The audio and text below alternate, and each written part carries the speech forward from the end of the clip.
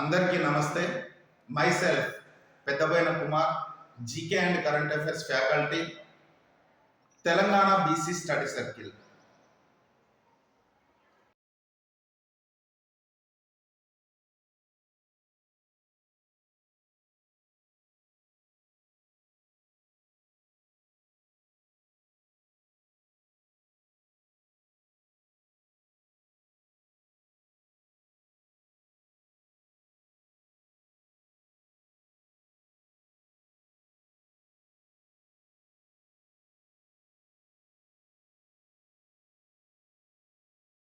Jnanpith award.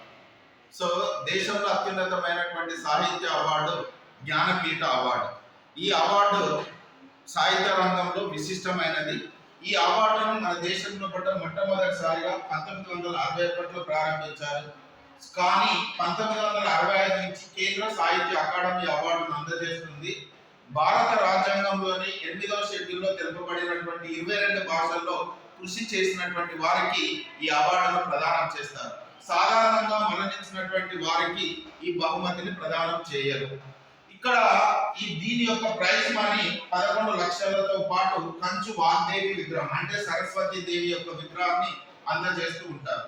ఈ అవార్డును పొందినటువంటి మొట్టమొదటి వ్యక్తి శంకర కురుపు 1965 సంవత్సరంలో అతను మలయాళంలో రచించినటువంటి ఒడక్కుజుల్ అనేటువంటి పుస్తకానికి లభించింది.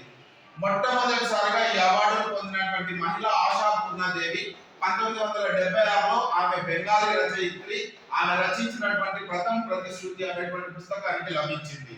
మొట్టమొదటిసారిగా ఇంగ్లీష్ లో జ్ఞానపీఠ అవార్డు పొందినటువంటి వ్యక్తి అమితావ్ ఘోష్ 2018 సంవత్సరంలో. అతను సాహిత్యంలో చేసినటువంటి కృషికి గాను ఈ అవార్డు లభించింది.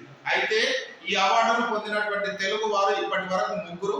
ఆ ముగ్గురిలో మొట్టమొదటి వ్యక్తి విశ్వనాథ సత్యనారాయణ గారు 1970 సంవత్సరంలో శ్రీ రామాయణ కల్పవృక్షానికి లభించింది.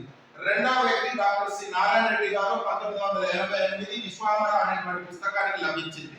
అదేవిధంగా మూడవ వ్యక్తి రాహుల్ భరద్వాజ్ గారు 2012లో పాకులాల్ అనేటువంటి పుస్తకానికి లభించింది.